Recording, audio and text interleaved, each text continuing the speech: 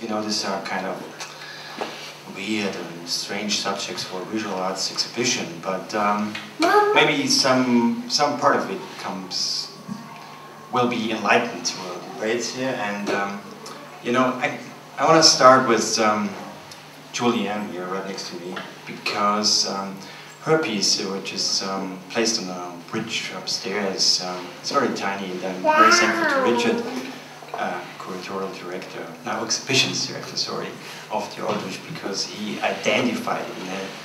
He went to New York, to Chelsea, and saw it. And so he said to me, Thomas, you have to see this piece. This is exceptional. This is completely or definitely the visualization or illustration, the best illustration of the topic of the show, because it shows a small box which gets loud, or which gets sound. But I want Julianne to describe it. Well, I shouldn't describe it because I hope that people will have the experience of interacting with it. But I wanted to make something that was empty but full at the same time. And the choice of phrase that I used,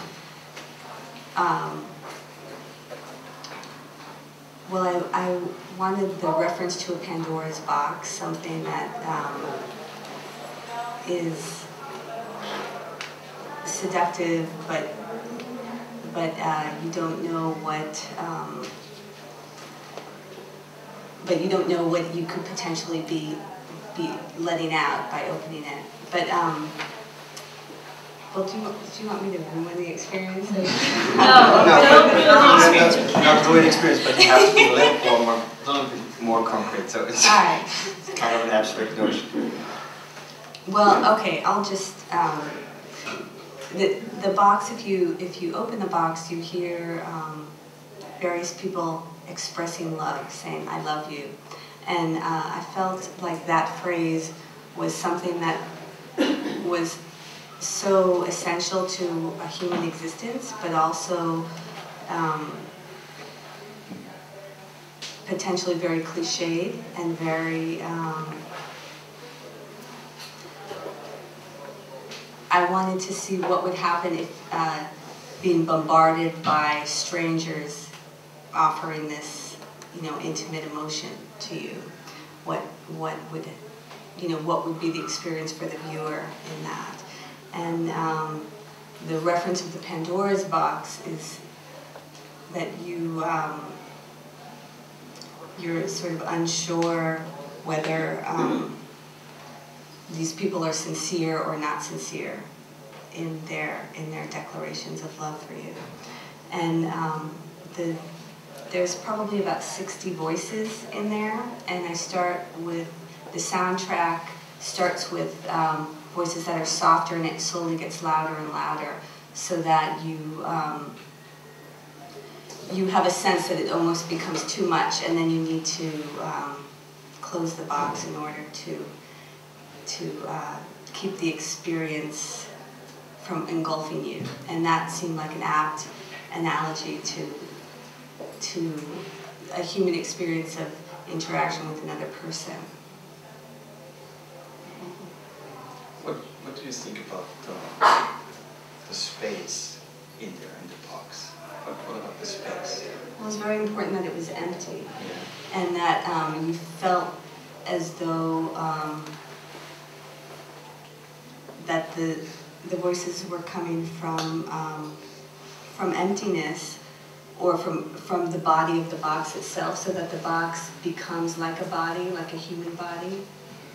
And that the emptiness is a place for projection, for you, the viewer, to project what you may in there, what you want, what you don't want, what you need, what you are afraid of.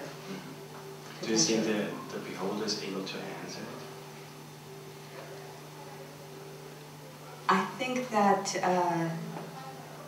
I like the word beholder. That's a good term. I think that the beholder, I think of it as a mirror almost. So not that it calls for an answer, that doesn't necessarily call for an interaction, but it calls for an examination in the beholder. What the mirror of those voices brings to mind in that person who is experiencing it. Because I think that the voices are, they're slippery in that they sound like many people you know but no one you know. And I want them to be really a trigger for your own memory, your own reference, and your own associations.